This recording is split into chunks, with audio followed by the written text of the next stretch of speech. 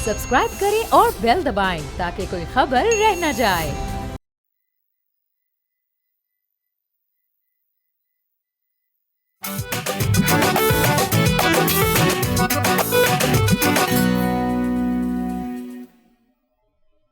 अस्सलाम वालेकुम। बोलो जनाब, मैं बहुत बहुत खुश आमदेद। मैं हूं असद निज़ामी, मेरे साथ हैं अली आफ्ताब। सर क्या हाल है? सर बहुत अच्छे हाल हैं। आज पूरा मुल्क जो है वो मार्का हक की पहली एनिवर्सरी बना रहा है जी सर। और इस चीज़ को हमेशा याद रखना चाहिए कि आज जिस आज़ाद फ़िज़ा में हम सांस ले रहे हैं, गुफ्तगू कर रहे हैं, गा रहे हैं, रक़्स कर रहे हैं, ये हमारे शहदा के मरहून मिन्नत है और हम उनके एहसानमंद हैं कि उन्होंने अपनी जान के नजराने देकर हमेशा हमें महफूज रखा।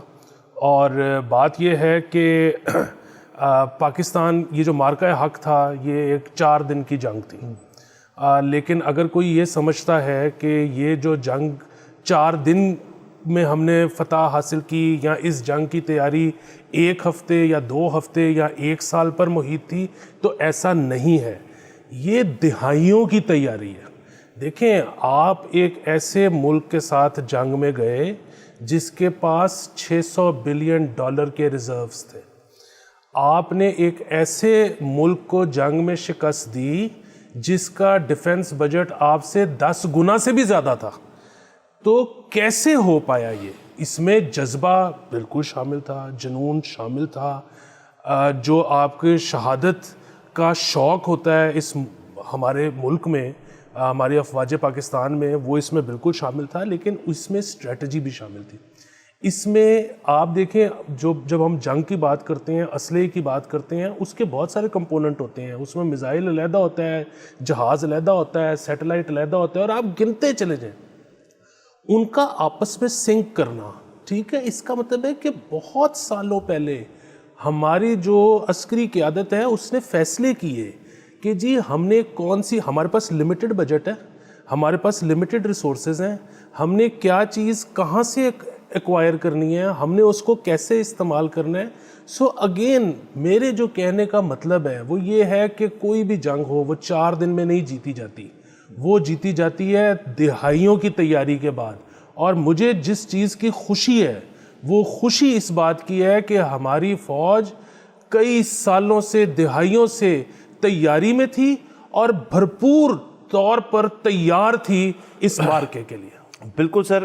तमाम आवाम को और सबको एक तो इस चीज़ पे फ़ख्र रहना होना चाहिए कि आज हम जिस कॉन्फिडेंस से एक ग्लोबल स्टेज पे बैठे हैं, आज वो तो छोड़, आप उन मामलात जो अब से कोई 1 महीने से चल रहे हैं, जो कि ईरान के अंदर जो जंग लगी हुई, उसके अंदर जो डिप्लोमेटिक फ्रंट के ऊपर पाकिस्तान ने किया है, वो तो ना आपने कभी पहले उस तरह से देखा है ना मैंने देखा है। वो तो एक बहुत ही ज़बरदस्त चीज़ है। लेकिन उसकी बुनियाद कब डाली गई? वो 1 साल पहले डली, जब पाकिस्तान ने ये दुनिया ग्लोबल स्टेज के ऊपर इस बात को प्रूव किया कि, और मैं मतलब थोड़ा क्रैश होऊंगा, लेकिन ये बात कि यार हमसे पंगा नहीं लेना आपने। नंबर 1 देखिए, ये एक हिस्टोरिकल ना एक बात बन गई थी। अब ये शुरू का मामला होता है पहलगाम से, जो कि बहुत ही अफसोसनाक वाक़या था। उसकी भरपूर मजम्मत ना सिर्फ आपने और मैंने की थी, हुकूमत पाकिस्तान ने की थी, बल्कि हमने कहा था कि हम अपने रिसोर्सेज डिप्लॉय करने को तैयार हैं आपकी मदद करने के लिए। और उस पर इंडियन रद्द-ए-अमल क्या था कि ये तो किया ही आपने, ये इल्ज़ाम था। और उसके बाद बिल्कुल जिसके सबूत 1 साल बाद भी जिसके सबूत ऐसा अभी तक नहीं, जिसके बाद एक बुज़दिलाना किस्म का अटैक सिविलियन इंस्टॉलमेंट्स पे किया गया। और जाहिर है उसके बाद फिर जिस किस्म का जवाब मिला उनको तो समझ ही नहीं आई, और आज दिन तक वो समझ नहीं। मैं देखता रहता हूँ ट्विटर के ऊपर, हमारा काम है कि अक्रॉस द बॉर्डर भी देखें वहाँ क्या बातचीत हो रही है।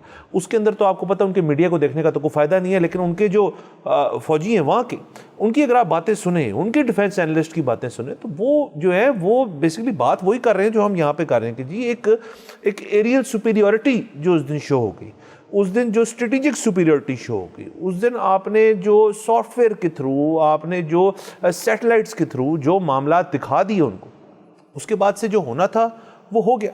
अब सर ये दिन जो है, हम आज 1 साल के बाद हम रिफ़्लेक्ट अगर करें इस चीज़ के ऊपर, इसलिए ये हम प्रोग्राम कर रहे हैं कि रिफ़्लेक्ट किया जाए कि आगे जाते हुए पाकिस्तान का अब क्या स्टांस है।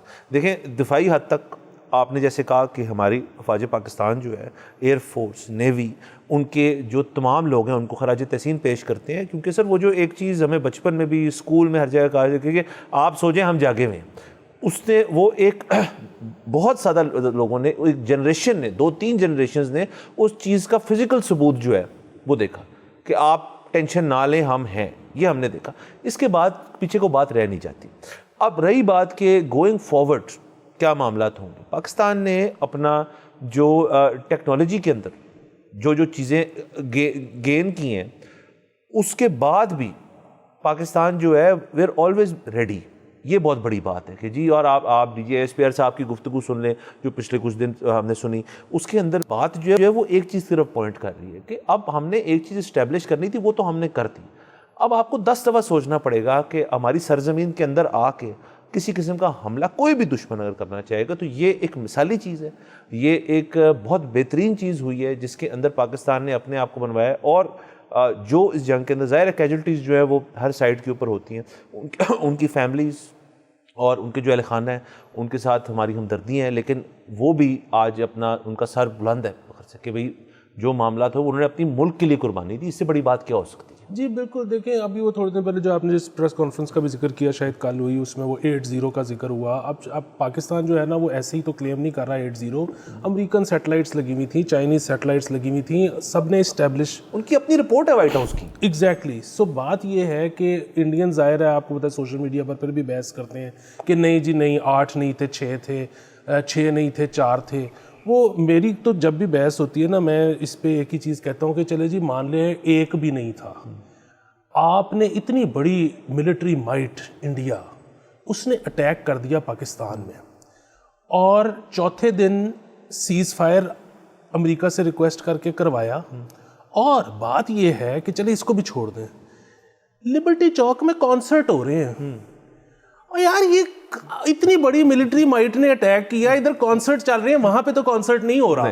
तो ये इससे बड़ा सबूत और क्या हो सकता है? बिल्कुल सर, ऐसे ही है। और हम ये अगेन शो के अंदर ये भी इस्टेब्लिश करना चाहते हैं कि जंगी मामला जो हैं, पाकिस्तान हमेशा से एक अमनो मान और पीस की ख्वाहिश रखी है, ना सिर्फ इस खिते में, दुनिया भर के अंदर। उसकी मिसाल तो अभी रिसेंटली आपको मिल गई कि पीस के लिए क्या क्या एफर्ट्स चल रही हैं। देखिए सर, बालाकोट भी ऐसे ही था। हाँ जी, बालाकोट में भी पाकिस्तान ने बारहा दफ़ा कहा कि जी हम अपनी हर तरह से फैसिलिटेट आपको करने को तैयार है, ऐसे मत करें। उन्होंने उसके बावजूद अटैक किया पाकिस्तान ने उसके बाद। और जो सबसे अच्छी बात मुझे लगी ना, वो ये है कि पाकिस्तान ने ठंडी करके खाई, तब भी इस दफ़ा भी 6 या 7 को अटैक हुआ था, पाकिस्तान ने रिस्पॉन्ड 1.5 दिन बाद किया। ठीक है कि तो कोई जल्दी नहीं, जब आपको पता है ना कि आप स्ट्रॉन्ग फुटिंग पे हो तो फिर कोई जल्दी सर। और यही अगेन एक आई थिंक फ़र्क होता है एक प्रोफेशनल आर्मी और एक नॉन प्रोफेशनल आर्मी का, और नॉन सीरियस लोग और सीरियस लोगों के बीच में। बस सर, हमारे पास आज गेस्ट भी मौजूद हैं, उनको हम शो के अंदर इंक्लूड करते हैं। हमारे साथ ब्रिगेडियर अशफाक हसन साहब मौजूद हैं, हमारे साथ डॉक्टर सुंदस मुस्तकीम मौजूद हैं। हम उनसे भी ज़रा उनकी राय लेते हैं।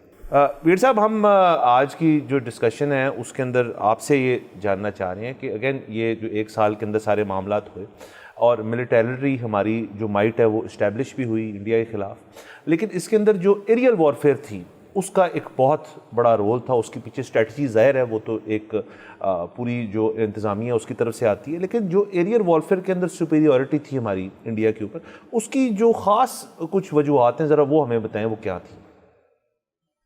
जी, thank you very much for having me. मैं खुद इस चीज़ पे थोड़ा इजहार ख्याल करना चाहता था। बहुत सारी बातें पिछले 3-4 दिन से मैं बड़े शोज़ पे गया हूँ करते हैं कि पाकिस्तान ने बढ़तरी हासिल कर ली, पाकिस्तान ने इंडिया को शिकस्त फाश दे दी, लेकिन ये सब हुआ कैसे? और उसको जानने के लिए पाकिस्तानी कौम को थोड़ा सा अंदर झांक की ज़रूरत है। मैं ये बताना चाहता हूँ कि मिलिट्री के ऊपर, मिलिट्री की फ़िलासफ़ी के ऊपर, मिलिट्री स्ट्रेटजी के ऊपर 4 बड़ी किताबें। एक तो सबसे बड़ी किताब है मिलिट्री स्ट्रेटजी पे, शांत हजूर ने लिखी है। वो उस किताब में बात करता है, सबसे पहले स्पीड की करता है, फिर वो कहता है सरप्राइज एंड डिसेप्शन की करता है, फिर प्रिसीजन की करता है, फिर वो कहता है कि limited engagement to restore the debtors.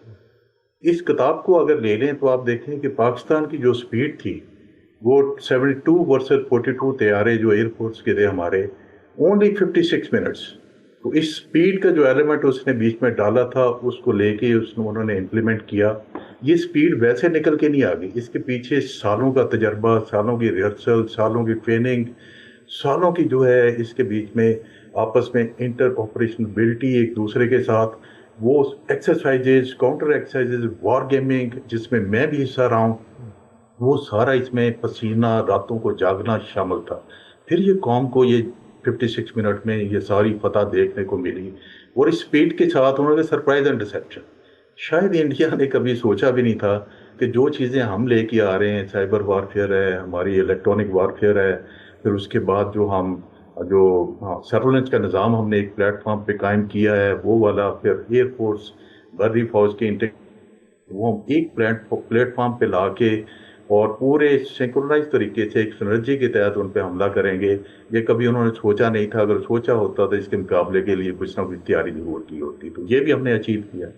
उसके बाद limited target engagement to restore deterrence. Obviously India ने जब ब्रीच किया, हमारा डेटर्स हमला किया, तो डेटर्स ब्रीच हो जाता है।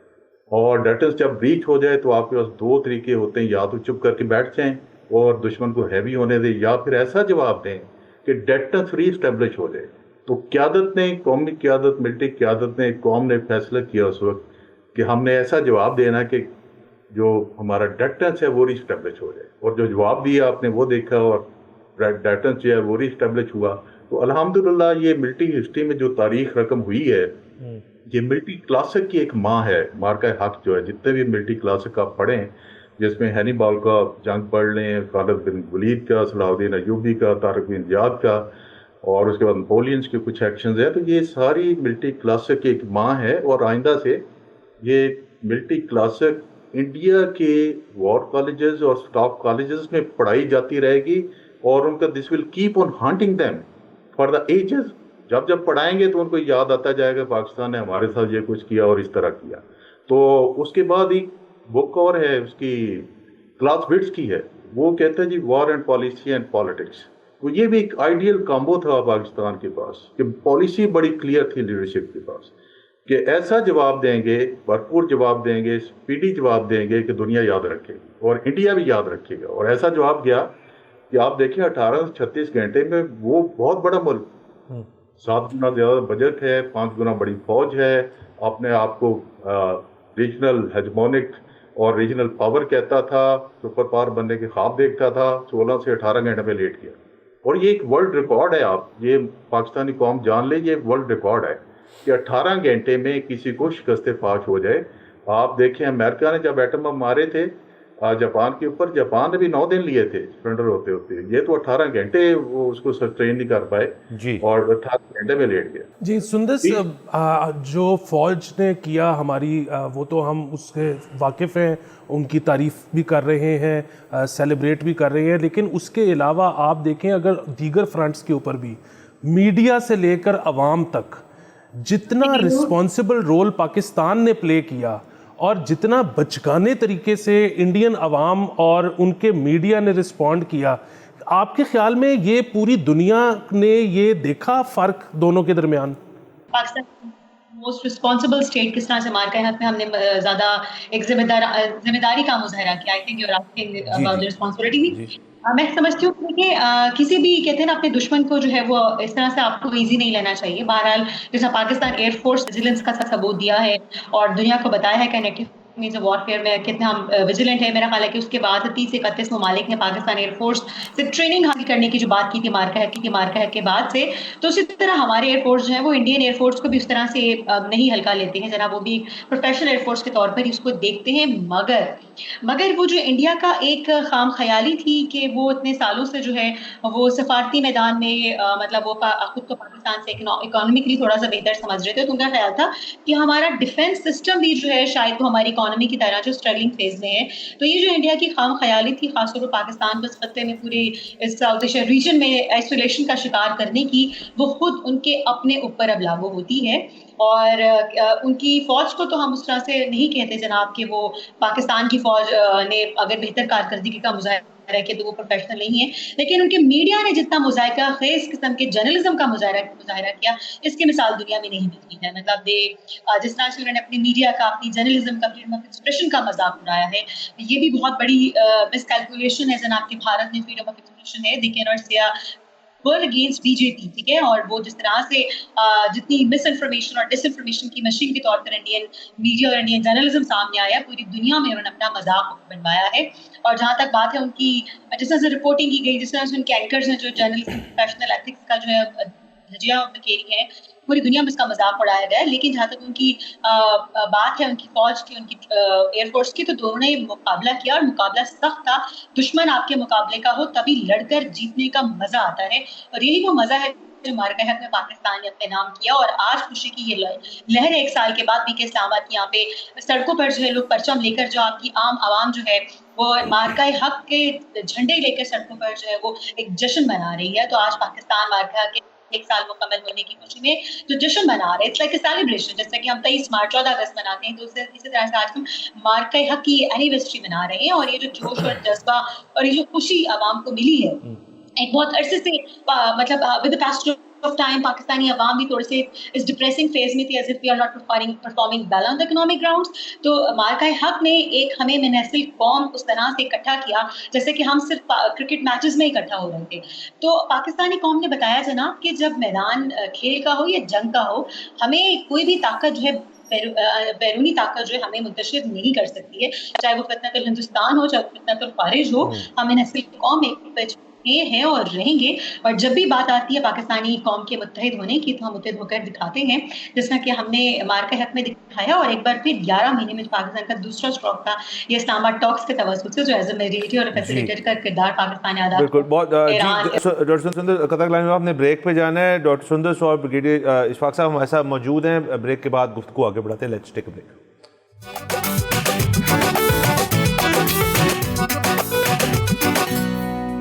Welcome back from the break. आप देख रहे हैं बोलो जनाब। सर आगे चलते हैं। मैं कहते हैं कि ये जो एक इन्फॉर्मेशन का ओवरफ्लो है डिफेंस इक्विपमेंट और वगैरह का, इसके ज़ाहिर है एक बहुत पॉजिटिव एंगल्स हैं कि सब लोग इंक्लूड होते हैं और वो सारी चीज़ के ऊपर एक फ़ख्र भी लेते हैं लोग कि जी हमने इतना कुछ हमने अचीव कर लिया। लेकिन ज़ाहिर है इसके अंदर फिर लोग ना बहुत ज़्यादा बातें भी करते हैं, तो इसके बारे में डिस्कशन होनी चाहिए होगी। जी बिल्कुल होनी चाहिए। सो मैं जानता हूँ ऐसे लोगों को जो कि बहुत इंटरेस्ट रखते थे इस चीज़ के अंदर, लेकिन ऑडियंस एट लार्ज या पीपल जो है ना रेगुलर पीपल, वो उनमें ये नहीं पाया जाता था इस जंग से पहले, जैसे आपने आइडेंटिफाई किया। इस जंग के बाद हमने देखा कि सबको इस चीज़ का शौक़ पैदा हो गया है कि वो जाने कि दुनिया में वॉरफेयर के लिए क्या कुछ इस्तेमाल हो रहा है, ख़ास तौर पे एरियल। हम उस जगह पे कहाँ पर खड़े हैं, हमारे पास जो है वो जेन 4 फाइटर है या जेन 5 फाइटर है। अच्छा देखिए, अब बात ये है कि मेरे ख़्याल में तो इसके जो आपने नुकसानात का तज़किरा किया वो अपनी जगह पर है, लेकिन और हम उनको नाम भी दे सकते हैं कि मतलब अब हो सकता है कि कोई ख़तरे की बात नहीं है, लेकिन किसी भी मैं मुल्क की बात कर रहा हूँ, नॉट जस्ट पाकिस्तान, लेकिन जो अवाम है वो वैसे ही पैरानॉइड होते जाएं, पैरानोया का शिकार होते जाएं कि अच्छा फ़लाने मुल्क ने फ़लाना जेन का जहाज़ बना लिया है, हमारे पास तो वो नहीं है, अब क्या होगा, अब हम बैटलफील्ड में कहाँ खड़े हैं। इस तरह की चीज़ें पैनिक क्रिएट कर सकती हैं, जिसकी वजह से ये कोई इतना अच्छा आइडिया नहीं है। But on the other hand देखें, पाकिस्तान की जो जीत हुई है उसमें एक चीज़ ये बहुत, जो हमने शुरू में भी इसका तज़किरा किया कि 10 गुना ज़्यादा मिलिट्री बजट था उनका। मेरे ख़्याल में इससे भी बहुत ज़्यादा बड़ा जो है उनके फॉरेन करेंसी के रिज़र्व हैं, फिर भी पाकिस्तान ने उनको जंग हराई। सो कौन सा जेन का फाइटर जेट है आपके पास, ये this is not the end of the world in a war. तो एक चीज़ तो ये, दूसरी चीज़ ये कि अब क्योंकि सोशल मीडिया है, दुनिया एक ग्लोबल विलेज है, आपके एक फिंगर टच पे हर चीज़ किस्म की इन्फॉर्मेशन आपको अवेलेबल है, तो लोगों ने कहीं ना कहीं तो इंगेज होना है। तो मेरे ख्याल में पापाराज़ी और किस सेलिब्रिटी ने क्या पहना था से शायद ये इन्फॉर्मेशन ज़्यादा कीमती है। तो मेरे ख्याल में अगर आप इसके प्लसेस और माइनसेस निकालेंगे तो प्लस ज़्यादा होंगे। सुंदर साहिबा ब्रेक से पहले डिस्कस कर रहे थे, जिसमें आपने जो एंगल था मीडिया का वो बड़ा अहम था इसके अंदर। ये जितनी बड़ी एक जंग थी काइनेटिक, जिसके अंदर एरियल वॉरफेयर हुआ, उससे ज़्यादा ये ज़्यादा तो नहीं सॉरी, लेकिन उसके मुकाबले की जंग थी ये मीडिया की हद तक, और जिसके अंदर हमने ये तो आइडेंटिफाई कर लिया कि इंडिया का जिस किस्म का रवैया था वो ना सिर्फ बचकाना था बल्कि गैर जिम्मेदाराना भी था, और उनके अंदर भी जो एक कुछ सीरियस किस्म के साफ़ी हैं उन्होंने इसकी भरपूर मजम्मत की, आज दिन तक करती हैं। लेकिन आगे जाते हुए आपको क्या लगता है कि जो इन फ्यूचर मीडिया के हवाले से और एक डिप्लोमेसी के हवाले से अब अवाम को भी एक ज़िम्मेदारी का मुजाहरा नहीं करना चाहिए कि जी जंगी सूरत हाल जब पैदा हो रही है उसके अंदर बहुत मिस इन्फॉर्मेशन भी आगे चली जाती है, तो क्या इसकी रोकथाम के लिए कुछ चीज़ हो सकती है, या ये अब फ्री फॉर ऑल है कि जंग के अंदर ना सिर्फ आपकी फ़ौजें जो हैं वो मौजूद होंगी बल्कि अवाम भी उसका एक हिस्सा होगा, वो एक अच्छी कैपेसिटी में हो या बुरी कैपेसिटी में हो? आपके बहुत तवील सवाल के बहुत सारे पहलू निकलते हैं, कुछ मीडिया के हवाले से, कुछ उनकी जिम्मेदारी और गैर जिम्मेदारी रविश के हवाले से और कुछ अवाम के हवाले से। सबसे पहले तो देखें कि सबकी अपनी फौज ने गलत बयानी की थी, मीडिया ने तो बाद में गलत बयानी की थी, जब 6 और 7 की दरमियानी शब पाकिस्तान के उनके तैयारी मार गिराए, और आज 9 मई के दिन ही पाकिस्तान की फौजी क़यादत ने जो है वो ये अनाउंस किया था कि हमने उनके 3 राफेल MiG-20 और एक US-30 तैयारा मार गिराया था। फिर 11 मई को हमारे पाकिस्तान के एयरफोर्स के एयर मार्शल साहब ने कहा था जनाब 6 तैयारे हमने गिराए गए थे, तो हम बड़े क्लियर थे, हमने 6-0 के साथ उनको मात दी थी। लेकिन उस टाइम पे इंडियन फौज इतनी बौखलाहट का शिकार थी कि उनसे कोई जिम्मेदाराना बयान भी नहीं दिया गया था। उन्होंने कहा था हम जंग के बारे होने वाले नुकसान का जायजा ले रहे हैं और हम फिर आपको बाद में बताएंगे। मतलब बड़ी वेग किस्म की उनकी बॉडी लैंग्वेज, उनके एक्सप्रेशंस, उनके बयानात जो थे वो बहुत ही वेग किस्म के थे। लेकिन इंडियन मीडिया ने तो ऐसे जैसे जनाब के वो बजाते खुद मैदान में उतर कर जो है वो लड़ रहे हैं, और इंडियन फौज जो है वो बुखलाए हुए जवाब दे रही थी। उनके वजीर खारजा कुछ और कह रहे हैं, उनके डिफेंस मिनिस्टर कुछ और कह रहे हैं, उनके मोदी साहब कुछ और कह रहे हैं, तो मोदी मीडिया कुछ और कह रहा था। तो उनकी गवर्नमेंट और उनकी फौजी क़यादत खुद एक पेज पर नहीं थी, और बौखलाहट का शिकार जो जैसे कि उनकी फौजी क़यादत थी, उनका मीडिया था, तो उतनी ही बौखलाहट का शिकार उनकी अपनी आवाम भी हो गई। खासतौर पर वो आवाम जो इलेक्शन कैंपेन्स में पाकिस्तान का कार्ड और इंडिया कार्ड पर इजीली ब्रेन वॉश होकर जो है वो मोदी को 2 बार में जो वोट देती आई थी, but not about the liberal Americans.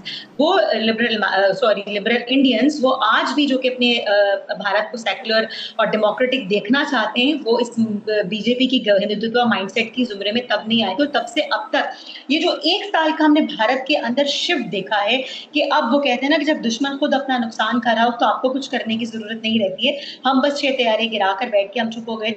जो फ्रांस के राफेल तैयारों का मजाक बनवाया था उन्होंने, मतलब आप देखिए अब वो 400 जो अब दिफाई निजाम रूस से खरीद रहे हैं, कितना हैवी बजट वो अपने दिफाई निजाम पर लगा रहे हैं रशिया से लेने में, जिसका 2018 में मुआहदा हुआ था, जिसमें 3 दिफाई निजाम जो भारत पहुंच चुके थे। आवाम आपकी भूख से मर रही है, सड़कों पर हो रही है, रेप कैपिटल आप है, वुमेन वायलेशन आपके मुल्क में होती है, ह्यूमन राइट्स वायलेशन आपके मुल्क में होती है, लेकिन आप अपने डिफेंस का बजट जो है वो इतना खौफनाक तक बढ़ाते चले जा रहे हैं। For what? हारने के लिए, 6-0 के मार्जिन से हारने के लिए। तो अब ये जो लिबरल इंडियंस है वो भी इस बात को सोचने में मजबूर हो गए हैं। जनाब महंगाई आपके मुल्क में, आपको पता है ये जो अभी रिसेंट हालिया US ईरान के तनाजुर में इंडियन की जो currency amongst the worst performing economy रही है। इंडिया के इंडस्ट्री जो है वो गैस कीमत में जो है वो काफी हद तक मुतासिर हुई है, लेकिन उनको फिक्र ये थी ना पाकिस्तान साल इसका किरदार अदा कर रहा है। तो पाकिस्तान और मुसलमान दुश्मनी ने आज भारत को जिस नहज पर लाकर इस बीजेपी की गवर्नमेंट में खड़ा कर दिया, इसकी मिसाल पिछली दिहाइयों में नहीं मिलती थी। हमने ऐसे कोई भी हालात जो है वो मनमोहन सिंह के दौर में नहीं देखे थे, जो कि बहुत ही मतलब एक पढ़े लिखे उनको एक लीडर मिला था जिसका मतलब सीरीज नहीं था, और वही की लगाई हुई पॉलिसी थी, इकोनॉमिक पॉलिसीज, जो आज जिसका भारत ने फल खाया है, इसका बीजेपी की हिंदुत्व माइंडसेट की गवर्नमेंट पे कोई इनका क्रेडिट नहीं है। इन्हें तो बल्कि अपने भारत को जो है वो बहुत दिहाइयों पीछे कर दिया। अब India is no more the secular India, India is no more the democratic India बस मुस्लिम कार्ड पाकिस्तान पर खेल कर अपने लोगों को ब्रेन वॉश करके वोट्स खरीदना जानता है, और ये बताते हैं जनाब हम जंग में जीत गया। अब इंडिया की मैं समझती हूँ कि यूथ ने भी देख लिया, मिलेनियल्स और खासतौर पे जेनजी ने, कि किस तरह से वो जंग हार कर पाकिस्तान के खिलाफ जंग जीतने का झूठा दावा करते आए हैं गुज़श्ता दिहाइयों में भी। तो जनाब अब लिबरल इंडियंस ने जो है वो खुद अपनी पूरी दुनिया ने अपनी आंखों से देख लिया कि इस तरह जंग जीतने के झूठे दावे करते हैं।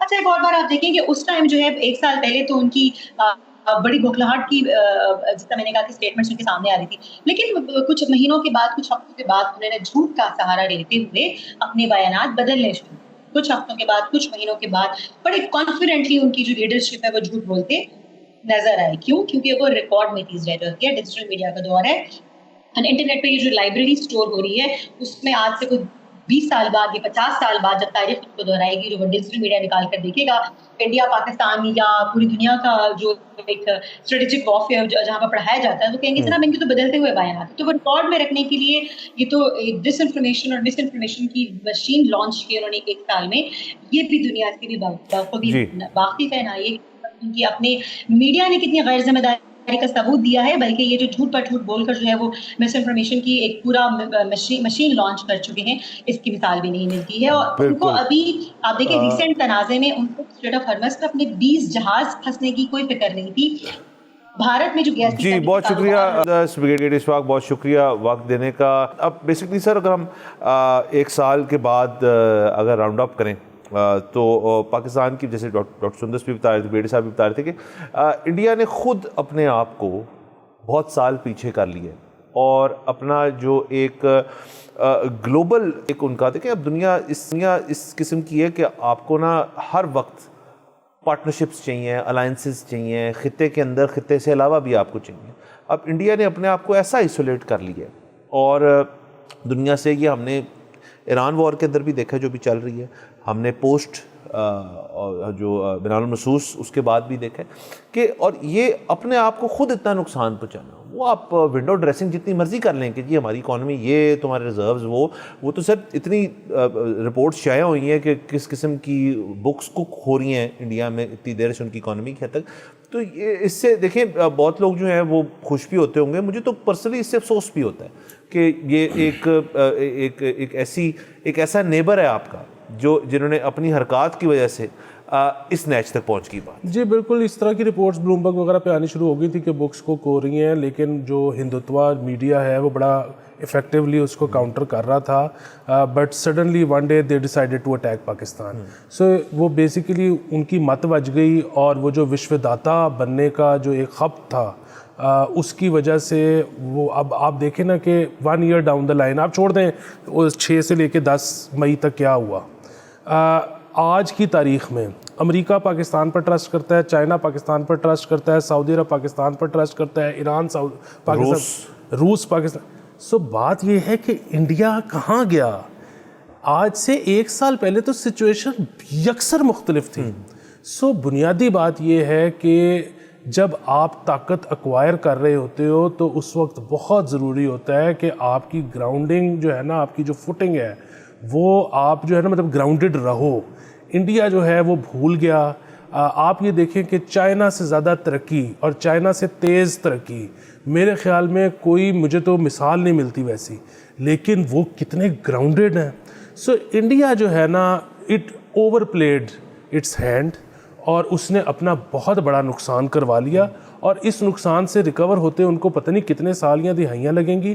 क्योंकि आज की तारीख़ में भी आप यूपी की कैंपेन देख लें, आप बंगाल की कैंपेन देख लें, उसमें वो पाकिस्तान को इस्तेमाल कर रहे हैं। सो अगर इसी तरह चलता रहेगा तो ये उनके लिए रिकवरी जो है और मुश्किल होती चली जाएगी। और आपकी बात बिल्कुल ठीक है, बड़ा दुख होता है। ये खित्ता वो है, हम देख रहे हैं कि वेस्ट से मनी अब शिफ्ट हो रही है टुवर्ड्स ईस्ट, तो ये बड़ा मौका है। अभी गया नहीं कि खित्ता अमन का गहवारा बन जाए, सब मिलजुल के रहें, सब इस मौके से फ़ायदा उठाएं, तरक्की हासिल करें, लोगों को ज़्यादा से ज़्यादा अच्छे से अच्छे मौके पेश आएँ।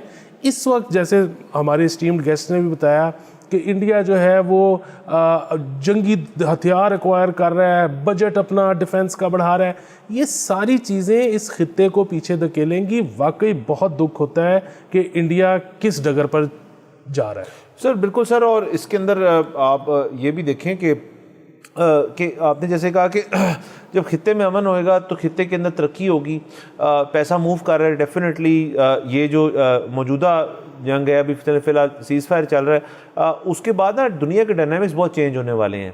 आपकी फ़्लो ऑफ ऑयल जो है, आपके मतलब यूएई का ओपेक से जाना, सऊदी अरब क्या सोच रहा है, ये सारा कुछ रीडिफाइन रीशिफ्ट करेगा इस रीजन की तमाम चीज़ों को। आपका पुराना एक वर्ल्ड ऑर्डर होता होगा, अब एक न्यू वर्ल्ड ऑर्डर आ रहा है जिसके अंदर आपकी यूनिपोलर किस्म के मामलात हैं। तो ये सारा कुछ जो है, इसके अंदर आपने अपने आप को और आपके अच्छे ज़हन जो हैं और आपकी लीडरशिप जो है, जो भी अच्छे, जो वो भी बहुत अच्छे ज़हन रखते हैं, उन सारों ने मुश्तरका होके इसके अंदर आपको स्ट्रेटेजिकली प्लेस करना है। तो अगर आप इंडिया और पाकिस्तान के अंदर कंपैरिजन कर लें, और मतलब आप इंडिया में जाके उनके अवाम से किसी ज़हीन आदमी से पूछें कि जी स्ट्रेटेजिकली प्लेस्ड आप हैं या हम हैं, तो वो बंदा कहेगा आप हैं फ़िलहाल स्ट्रेटेजिकली प्लेस्ड। तो ये देखें ना, पोस्ट ये सारी चीज़ जो है, ये हमने शायद शो पे बात की थी कि हालांकि हमें अपनी डिफेंस कैपेबिलिटीज़ के ऊपर कभी भी किसी किस्म का शक नहीं था, अगर तो किसी को था भी तो ये तो इंडिया ने जो किया उसके बाद वो शक व शुबात दुनिया के लिए भी ख़त्म हो गई जी कि ये मतलब एक मिलिटरीली बहुत स्ट्रॉन्ग एक कंट्री है, और इकोनॉमिकली यस। देखें ना, ये भी तो बहुत बड़ी बात होती है सर कि देखिए इंडिया ने कहा दुनिया में जा के जी कि देखें हमारी इकोनॉमी क्या कर रही है, धज्जियाँ उड़ा दी हमने बाकी सब की। लेकिन अगेन बहुत सारे ऐसे मजमून और वगैरह शाये हुए हैं जिसके अंदर उन्होंने स्टेटिस्टिकली फैक्चुअली नंबर्स के साथ प्रूव किया कि ऐसी कहानी नहीं है। पाकिस्तान ने तो कभी झूठ नहीं बोला, पाकिस्तान ने तो इस चीज़ को तस्लीम किया कि जी यस हमारी इकोनॉमिक मसाइल हैं, लेकिन हम उन पर मेहनत कर रहे हैं कि उनको ठीक करें किसी तरह, और वो ठीक करने की हर रोज़ कोशिश जारी होती है उसकी। तो ये भी बात है ना कि अपने आप को धोखे देने वाली बात है कि जी हमारा सबसे एक मसला है, और वही सर 70-77 साल से पता नहीं इतनी देर से जो एक ही मसला है जी कि हम पाकिस्तान से में मसला है कि जी जो बालाकोट होगा तो पाकिस्तान ने किया, पहलगाम होगा तो पाकिस्तान ने किया। इस रेटरिक जो है ये अब अपने अवाम को जो वो बेचते हैं ये बिकेगी नहीं। अब यकीनन उसकी वजह यह है कि देखिए उनके अगर मान भी लिया जाए 600 बिलियन डॉलर के रिजर्व्स हैं, तो क्या वहाँ के ट्रिकल डाउन इफेक्ट ऐसा है, वहाँ के अवाम क्या उनका स्टैंडर्ड ऑफ लिविंग पाकिस्तान से बेहतर है?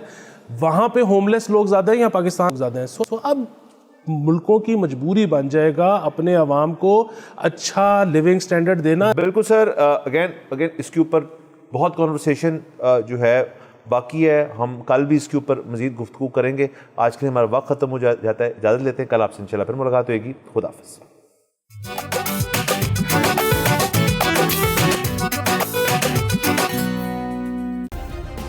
सब्सक्राइब करें और बेल दबाएं ताकि कोई खबर रह न जाए।